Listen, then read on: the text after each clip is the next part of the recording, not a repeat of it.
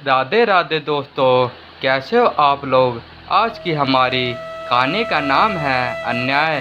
समुद्र तट पर मछुआरों की एक छोटी सी बस्ती थी। एक दिन जब मछुआरे मछली पकड़ने जा रहे थे, उन्होंने देखा कि एक बूढ़ा पानी में खड़ा है। वह हाथ हिलाकर कह रहा था, मत जाओ, रुक जाओ, तूफान आ रहा है, डूब जाओगे। उस बूढ़े को पहले कभी किसी ने नहीं देखा था। अधिकतर मछुआरों ने समझा शायद कोई पागल भटक कर इधर आ गया है। वह अपनी नाव खेत हुए आगे चले गए। वह बूढ़े पर हंस रहे थे, पर कुछ मछुआरों पर बूढ़े की बात का असर हुआ और वह मछली पकड़ने नहीं गए। थोड़ी देर बाद सचमुच बहुत जोर का तूफान आ गया। गए हुए मछुआरे नहीं लौटे, वह तूफान की चपेट में आकर डूब गए थे। अब बस्ती के लोगों ने बूढ़े की चेतावनी का मर्म समझा। वह सब इकट्ठे होकर उसे ढूंढने निकल पड़े। वह समुद्र के किनारे बैठा था। बस्ती वालों को देखकर बोला, मैंने तो उन लोगों को पहले ही मना किया था। अपने से बड़े आदमी की बात पर ध्यान देना अच्छा रहता है। बूढ़े ने एक चट्टान पर झोपड़ी बना ली और वहीं रहने लगा। मछुआरों ने भी निश्चय कर लिया कि आगे से बूढ़े की हर चेतावनी मानेंगे। बूढ़े की हर भविष्यवाणी सही होती थी। वह कई दिन पहले बता देता था कि अमुक दिन इस समय तूफान आएगा। तब उस बस्ती का कोई भी मछुआरा तूफान में नहीं फंसा। जल्दी ही उसकी प्रसिद्धि दूर दूर तक फैल गई। अब तो बड़े बड़े जहाज़ों के कप्तान भी मौसम के बारे में उसकी सलाह लेने आने लगे। सब हैरान थे कि आखिर उसकी भविष्यवाणी इतनी सही कैसे उतरती है। कुछ लोग उसकी जासूसी करने लगे कि वह कहाँ जाता है, क्या करता है, लेकिन कुछ पता नहीं चल सका। दिन भर समुद्र के किनारे बैठा रहता था। किसी ने उसे कहीं आते जाते नहीं देखा। उस प्रदेश के राजा ने भी बूढ़े के बारे में सुना। वह बहुत घमंडी और निर्दयी राजा था। उसने बूढ़े की विचित्र शक्ति से फायदा उठाने की सोची। उन दिनों समीर द्वीप के राजा से उसकी दुश्मनी थी। उसने सोचा, समीर द्वीप पर हमला करते समय बूढ़ा बहुत काम आ सकता है। पिछले आक्रमण में हमारी नौसेना भयंकर तूफान में फंस गई थी। अगर हमले से पहले मौसम की सही सूचना मिल जाए तो हम जीत सकते हैं। बस फिर क्या था, राजा अपने साथ कुछ सैनिक लेकर चल दिया। मछुआरों की बस्ती के बाहर ही उसने पड़ाव डाल दिया।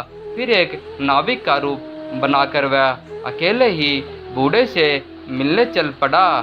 बूढ़े को अपना परिचय देकर वह बोला, भविष्य में तुम सिर्फ मेरे कहने पर ही मौसम की भविष्यवाणी करोगे और केवल मेरे लिए करोगे। इसका मतलब यह है कि आप राजा होते हुए भी राजा नहीं हैं। बूढ़े ने कहा, राजा के लिए तो उसकी प्रजा की भलाई सबसे पहली चीज होती है। आप कैसे राजा है, मैं आपकी आज्ञा नहीं मान सकता। बूढ़े की फटकार सुनकर राजा लज्जित हो उठा। उसे गुस्सा तो बहुत आया, पर अभी उसे बूढ़े का रहस्य जानना था। वह खून का घूंट पी गया। बोला, अच्छा एक बात बताओ, तुम यह खबर कौन देता है। मेरे कुछ दोस्त। कौन से दोस्त, राजा ने फिर पूछा। आप उन्हें नहीं देख सकते, इसलिए बताना बेकार है, कहकर बूढ़ा हंसने लगा। राजा को लगा बूढ़ा उसे चिढ़ा रहा है। चिल्लाकर बोला, अगर नहीं बताओगे तो मैं तुम्हें जेल में डाल दूंगा। कैद से मैं नहीं डरता। बूढ़े ने लापरवाही से कहा, लेकिन जब आप इतनी जिद कर रहे हैं तो आज रात को मैं आपको अपने उन दोस्तों के पास ले चलूँगा। रास्ता जोखिम भरा है। अगर आप संकट में फंस जाए तो बाद में मुझे दोष ना दीजिएगा। राजा ने हामी भर दी। वह किसी भी कीमत पर बूढ़े का भेद जानना चाहता था। रात हुई। चांदनी में समुद्र का पानी चांदी सा चमकने लगा। बूढ़ा झोपड़ी में से लोहे के दो भारी डंडे ले आया। बोला, इन्हें मजबूती से पकड़कर मेरे पीछे पीछे आओ। सिपाहियों ने बूढ़े को कैद करना चाह पर बूढ़ा हर बार उनके बंधन से मछली की तरह फिसल जाता। आखिर सेनापति ने मौका पाकर अपना डंडा जोर से बूढ़े के सिर पर दे मारा। बूढ़ा बेहोश होकर गिर पड़ा। सिपाहियों ने झटपट उसे घोड़े पर बिठाकर रस्सियों से कस दिया और पड़ाव की ओर चल दिया। अभी वह थोड़ी ही दूर गए होंगे कि जोर का तूफान आ गया। ऐसे में सफ़र नहीं किया जा सकता था। उन लोगों ने एक पहाड़ी गुफा में डेरा डाला और तूफान थमने का इंतजार करने लगे। थोड़ी देर बाद बूढ़े को होश आ गया, लेकिन उसने बंदर से छूटने की कोई कोशिश नहीं की। उसका चेहरा पीला पड़ गया था, उस पर झुर्रियाँ दिखाई पड़ने लगी थी। उसकी ओर से निश्चित होकर वह लोग खाने पीने की तैयारियां करने लगे। खाना खा पीकर जब वह आराम करने लगे, तब कहीं उन्हें बूढ़े का ध्यान आया। वह बेचारा उसी तरह घोड़े की पीठ पर बंधा हुआ था। बूढ़े की हालत देखकर सेनापति के पैरों तले से जमीन खिसक गई। उसका चेहरा एकदम काला हो गया था, आंखें बंद थी। वह बहुत धीरे धीरे सांस ले रहा था। ऐसा लगता था जैसे वह पल दो पल का ही मेहमान हो। सेनापति राजा के गुस्से से भली भांति परिचित था।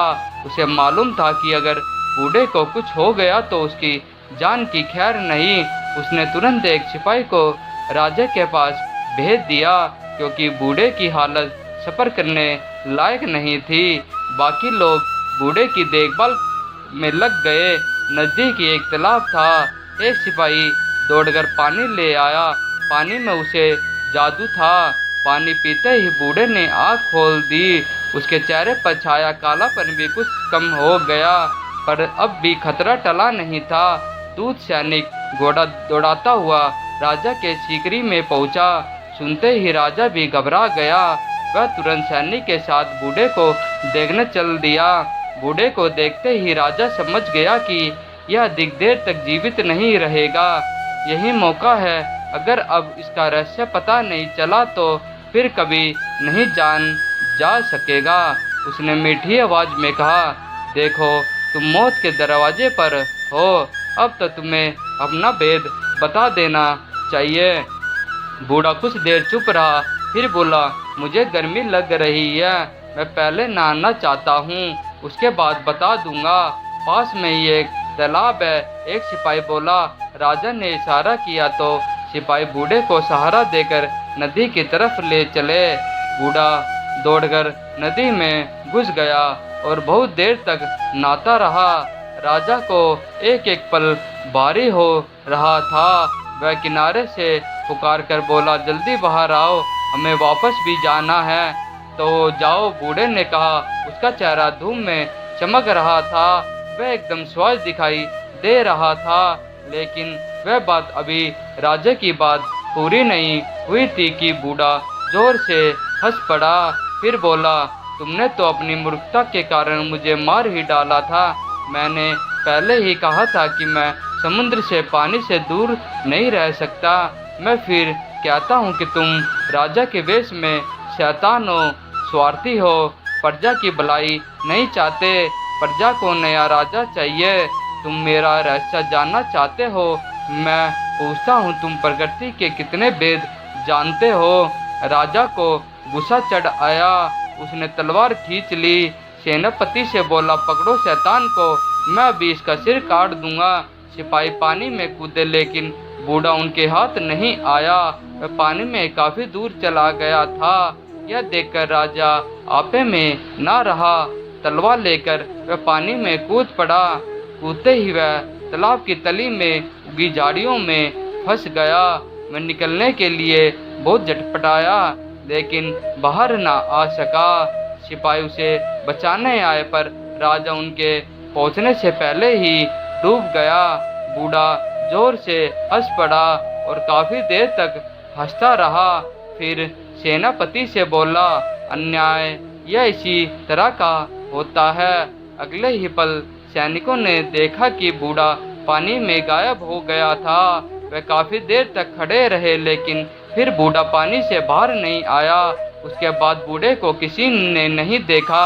लोग अक्सर उसकी झोपड़ी पर जाते कि शायद वह लौट आया हो, पर वह नहीं लौटा। उसे लेकर तरह तरह की कहानियाँ चल निकली जो आज तक चल रही है। दोस्तों, कुछ लोग वीडियो को इग्नोर कर देते हैं, चाहे वीडियो कितना भी अच्छा क्यों ना हो। दोस्तों, हमारा हौसला बढ़ाने के लिए वीडियो को लाइक, शेयर, कमेंट और चैनल को सब्सक्राइब जरूर करें।